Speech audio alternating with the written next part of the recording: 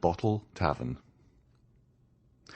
And now, let us leave Mademoiselle Danglars and her friend pursuing their way to Brussels, and return to poor Andrea Cavalcanti, so inopportunely interrupted in his rise to fortune. Notwithstanding his youth, Master Andrea was a very skilful and intelligent boy. We have seen that on the first rumour which reached the salon, he had gradually approached the door, and, crossing 2 or 3 rooms, at last disappeared. But we have forgotten to mention one circumstance, which nevertheless ought not to be omitted. In one of the rooms he crossed, the trousseau of the bride-elect was on exhibition. There were caskets of diamonds, cashmere shawls, Valenciennes lace, English veilings, and in fact all the tempting things, the bare mention of which makes the hearts of young girls bound with joy, and which is called the corbeille. Now, in passing through this room, Andrea proved himself not only to be clever and intelligent, but also provident, for he helped himself to the most valuable of the ornaments before him. Furnished with this plunder, Andrea leapt with a lighter heart from the window, intending to slip through the hands of the gendarme. Tall and well-proportioned as an ancient gladiator, and muscular as a Spartan, he walked for a quarter of an hour without knowing where to direct his steps, actuated by the sole idea of getting away from the spot where, if he lingered, he knew that he would surely be taken. Having passed through the Rue Mont Blanc, guided by the instinct which leads thieves always to take the safest path, he found himself at the end of the Rue Lafayette. There he stopped, breathless and panting. He was quite alone. On one side was the vast wilderness of the Saint-Lazare. On the other, Paris enshrouded in darkness. "Am I to be captured?" he cried. "No, not if I can use more activity than my enemies. My safety is now a mere question of speed." At this moment he saw a cab at the top of the Faubourg Poissonnière. The dull driver, smoking his pipe, was plodding along towards the limits of the Faubourg Saint-Denis, where no doubt he ordinarily had his station. "Ho, friend!" said Benedetto. "What do you want, sir?" asked the driver. "Is your horse tired?" "Tired? Oh, yes, tired enough. He has done nothing the whole of his blessed day. 4 wretched fares and 20 sous over, making in all 7 francs, are all that I have earned, and I ought to take 10 to the owner." "Will you add these 20 francs to the 7 you have?" "With pleasure, sir. 20 francs are not to be despised. Tell me what I am to do for this." "A very easy thing, if your horse isn't tired." "I tell you, he'll go like the wind. Only tell me which way to drive." "Towards the Louvre." "I know the way. You get good sweetened rum over there." "Exactly so. I merely wish to overtake one of my friends with whom I am going to hunt tomorrow at Chapelle-en-Serval. He should have waited for me here with a cabriolet till 11:30. It is 12, and, tired of waiting, he must have gone on." "It is likely." "Well, will you try and overtake him?" "Nothing I should like better." "If you do not overtake him before you reach Bourget, you shall have 20 francs. If not before Louvre, 30. "And if we do overtake him?" 40, said Andrea after a moment's hesitation, at the end of which he remembered that he might safely promise. "That's all right," said the man. "Hop in and we're off. Whoop-la!" Andrea got into the cab, which passed rapidly through the Faubourg Saint-Denis, along the Faubourg Saint-Martin, crossed the barrier, and threaded its way through the interminable Villette. They never overtook the chimerical friend, yet Andrea frequently inquired of people on foot whom he passed, and at the inns which were not yet closed, for a green cabriolet and bay horse, and as there are a great many cabriolets to be seen on the road to the Low Countries, and as 9/10 of them are green, The inquiries increased at every step. Every one had just seen it pass. It was only 500, 200, 100 steps in advance. At length they reached it, but it was not the friend. Once the cab was also passed by a calash, rapidly whirled along by 2 post-horses. "Ah," said Cavalcanti to himself, "if I only had that britska, those 2 good post-horses, and above all the passport that carries them on." And he sighed deeply. The calash contained Mademoiselle Danglars and Mademoiselle d'Armilly. "Hurry, hurry," said Andrea. "We must overtake him soon." And the poor horse resumed the desperate gallop it had kept up since leaving the barrier, and arrived steaming at Louvres. "Certainly," said Andrea. "I shall not overtake my friend, but I shall kill your horse. Therefore I had better stop. Here are 30 francs. I will sleep at the Red Horse, and will secure a place in the first coach. Good night, friend." And Andrea, after placing 6 pieces of 5 francs each in the man's hand, leapt lightly onto the pathway. The cabman joyfully pocketed the sum, and turned back on his road to Paris. Andrea pretended to go towards the Red Horse Inn, but after leaning an instant against the door, and hearing the last sound of the cab, which was disappearing from view, he went on his road, and with a lusty stride soon traversed the space of 2 leagues. Then he rested. He must be near Chapelle-en-Serval, where he pretended to be going. It was not fatigue that stayed Andrea there. It was that he might form some resolution, adopt some plan. It would be impossible to make use of a diligence, equally so to engage post-horses. To travel either way a passport was necessary. It was still more impossible to remain in the department of the Oise, one of the most open and strictly guarded in France. This was quite out of the question, especially to a man like Andrea, perfectly conversant with criminal matters. He sat down by the side of the moat, buried his face in his hands, and reflected. 10 minutes after he raised his head, his resolution was made.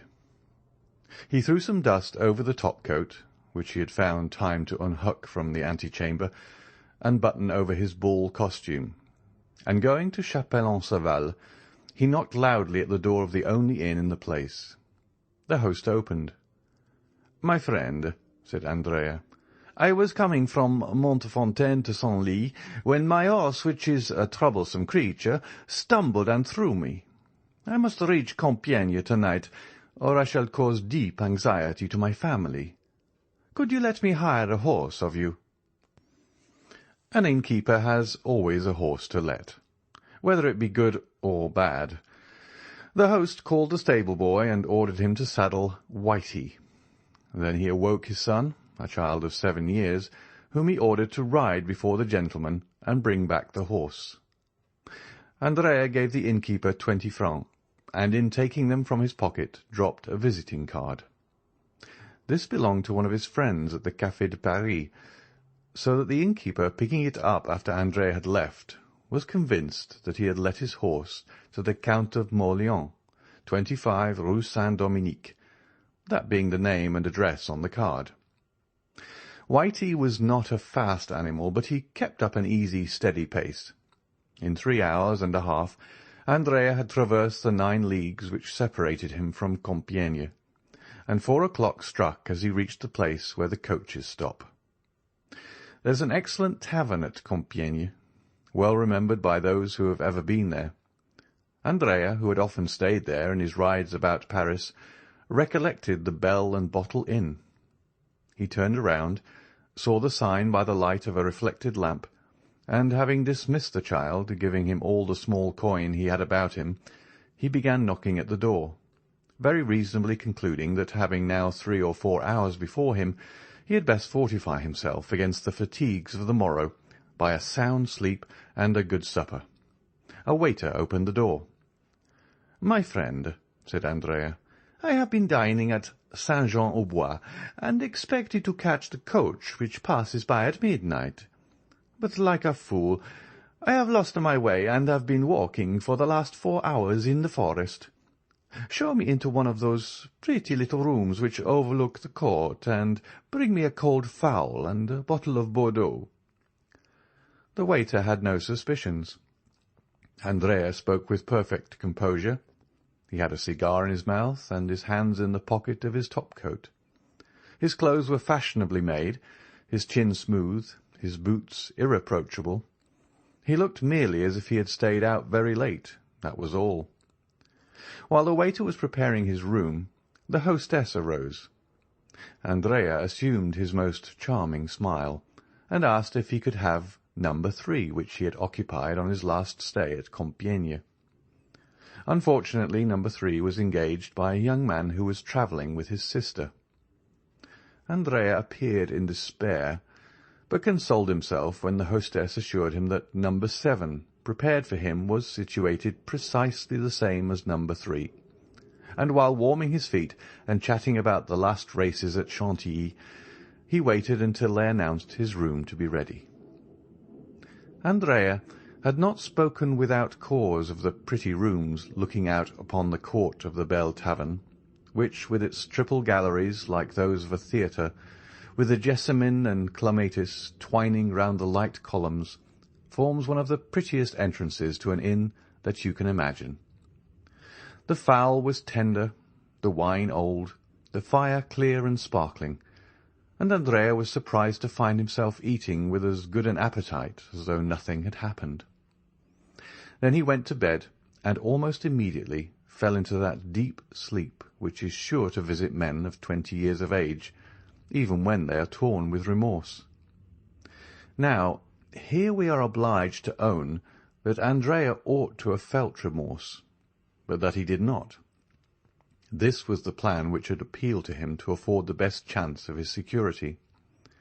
Before daybreak he would awake, leave the inn after rigorously paying his bill, and reaching the forest he would, under pretence of making studies in painting, test the hospitality of some peasants, procure himself the dress of a woodcutter and a hatchet, casting off the lion-skin to assume that of the woodman.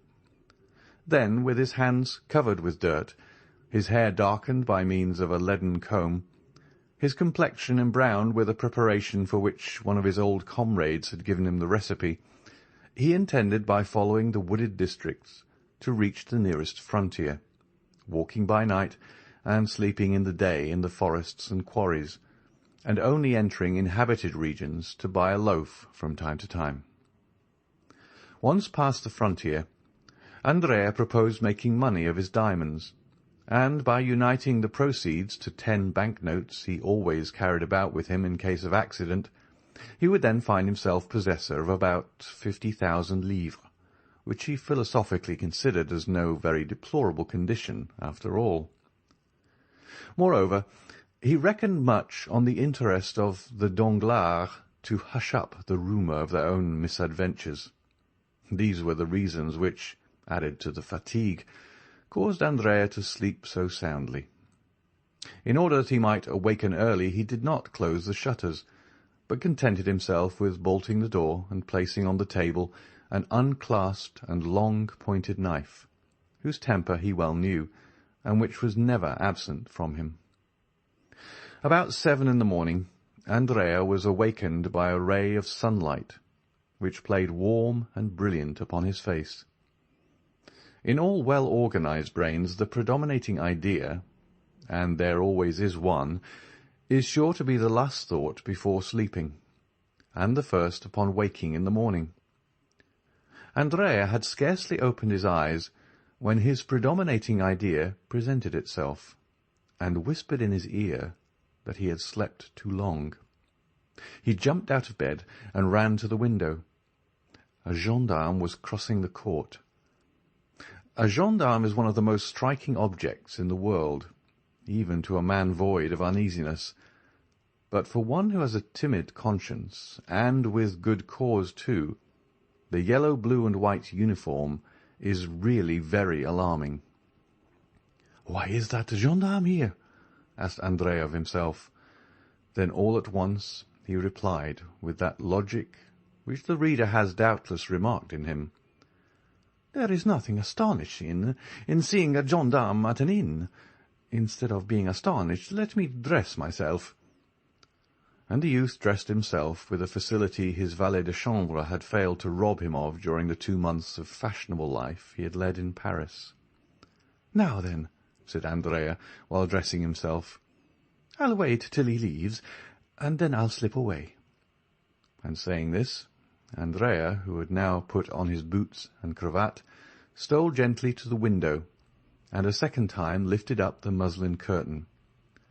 Not only was the first gendarme still there, but the young man now perceived a second yellow, blue, and white uniform at the foot of the staircase, the only one by which he could descend, while a third, on horseback, holding a musket in his fist, was posted as a sentinel at the great street door which alone afforded the means of egress. The appearance of the third gendarme settled the matter, for a crowd of curious loungers was extended before him, effectually blocking the entrance to the hotel. "They're after me," was Andrea's first thought. "The devil!" A pallor overspread the young man's forehead, and he looked around him with anxiety. His room, like all those on the same floor, had but one outlet to the gallery in the sight of everybody. "I am lost," was his second thought, and indeed, for a man in Andrea's situation, an arrest meant the assizes, trial, and death. Death without mercy or delay. For a moment he convulsively pressed his head within his hands, and during that brief period he became nearly mad with terror. But soon a ray of hope glimmered in the multitude of thoughts which bewildered his mind, and a faint smile played upon his white lips and pallid cheeks. He looked around and saw the objects of his search upon the chimney-piece. They were a pen, ink, and paper. With forced composure he dipped the pen in the ink and wrote the following lines upon a sheet of paper.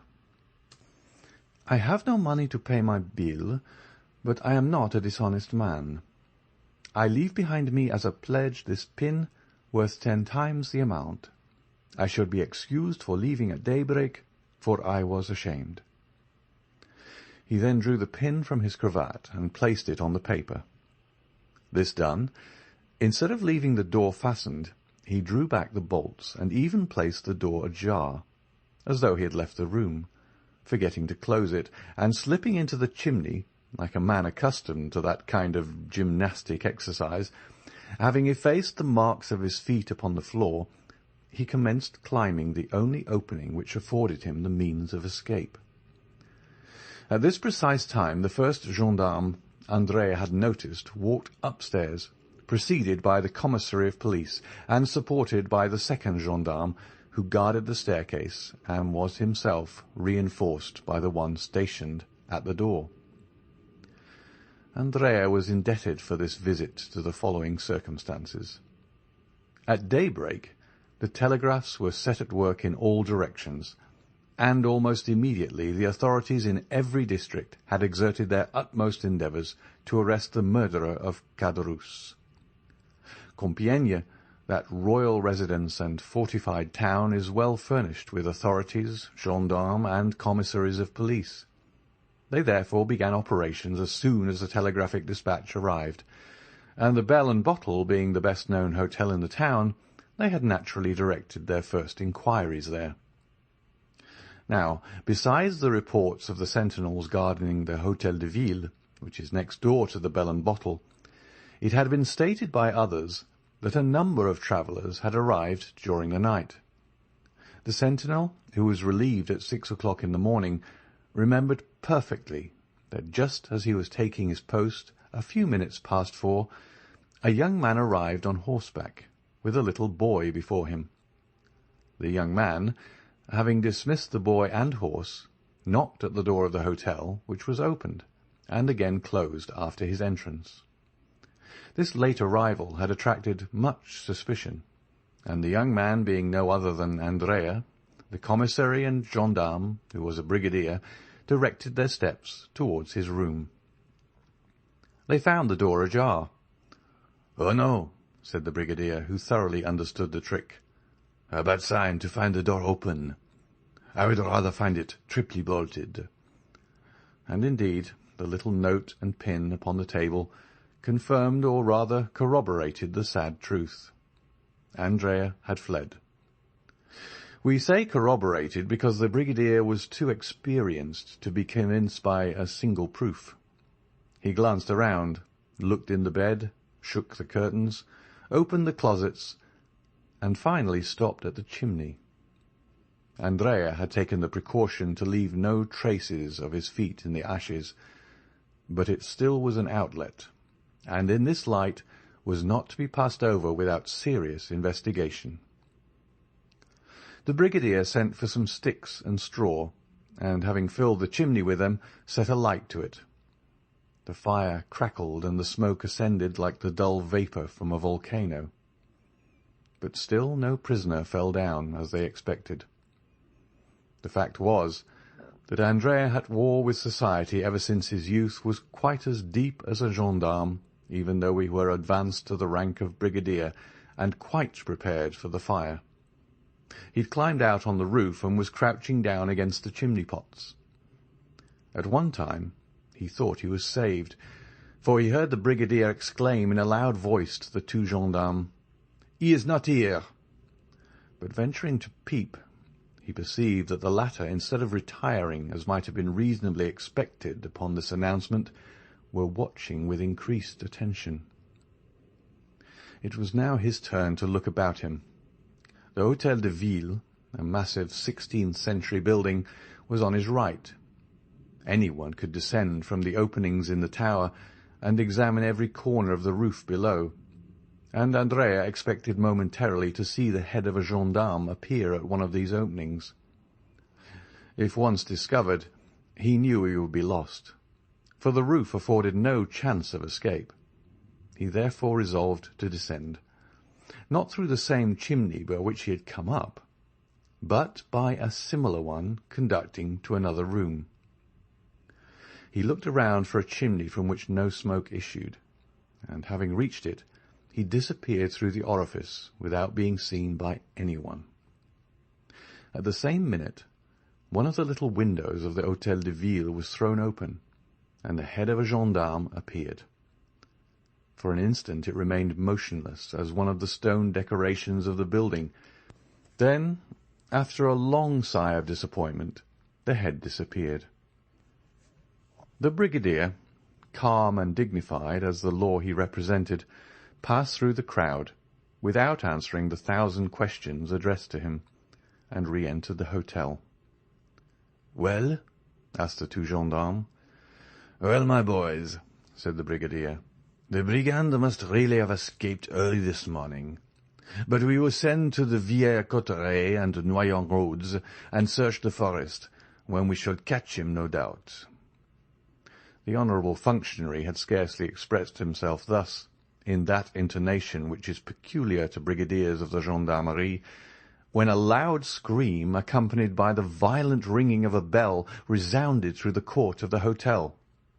"Ah, what is that?" cried the brigadier. "Some traveller seems impatient," said the host. "What number was it that rang?" "Number 3. Run, waiter." At this moment the screams and ringing were redoubled. "Ah," said the brigadier, stopping the servant. "The person who is ringing appears to want something more than a waiter.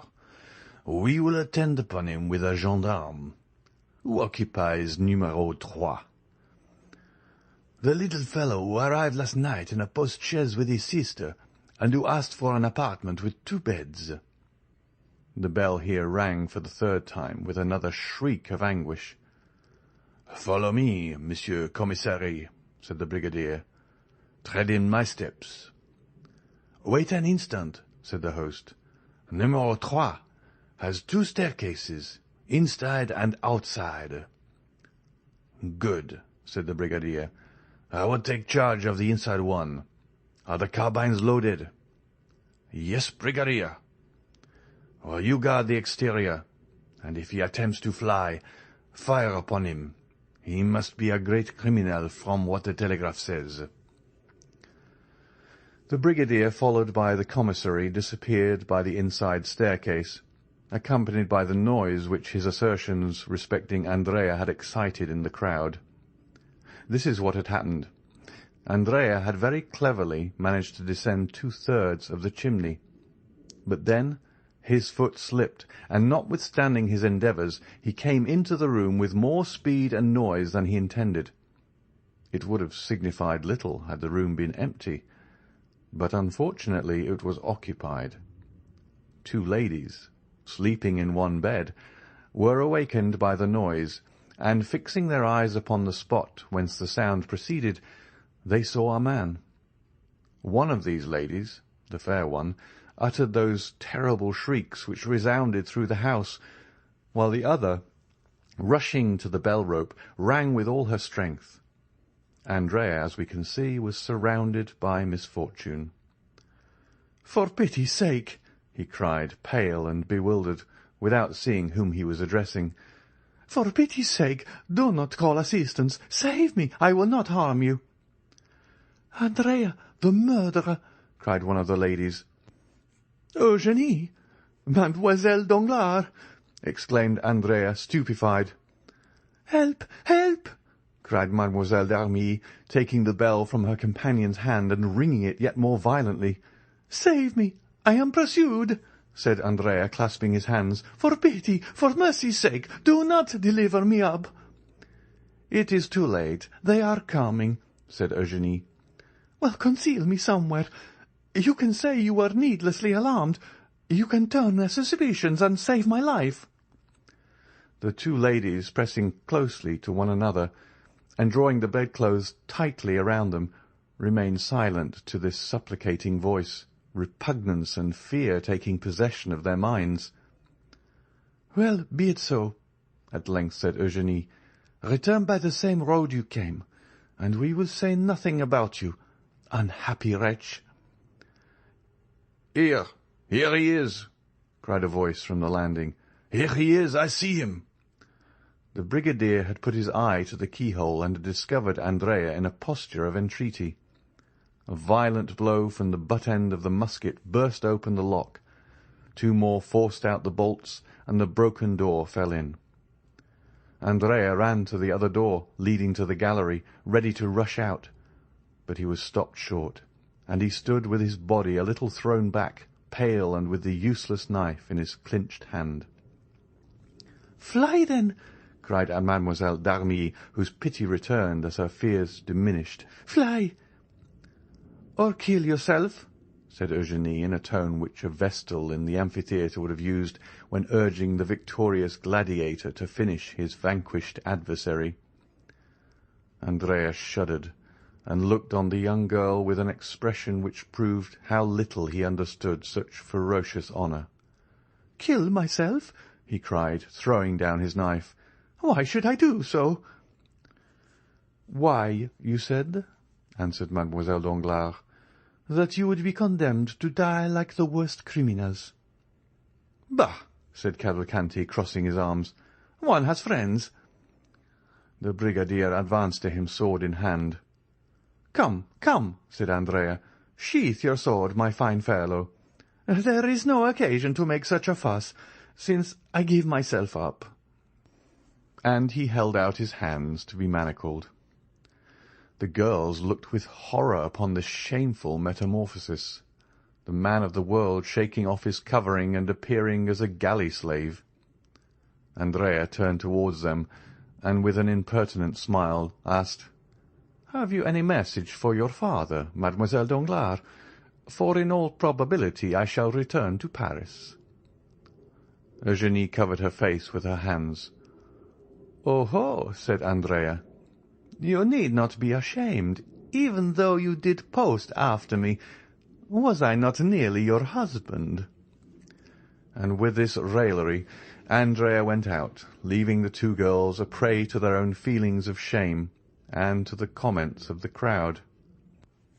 An hour after, they stepped into their calash, both dressed in feminine attire. The gate of the hotel had been closed to screen them from sight, but they were forced, when the door was open, to pass through a throng of curious glances and whispering voices. Eugénie closed her eyes, but though she could not see, she could hear, and the sneers of the crowd reached her in the carriage. "Oh, why is not the world a wilderness?" she exclaimed, throwing herself into the arms of Mademoiselle d'Armilly, her eyes sparkling with the same kind of rage which made Nero wish that the Roman world had but one neck, that he might sever it at a single blow. The next day they stopped at the Hôtel de Flandre at Brussels. The same evening Andrea was incarcerated in the Conciergerie. End of chapter 98.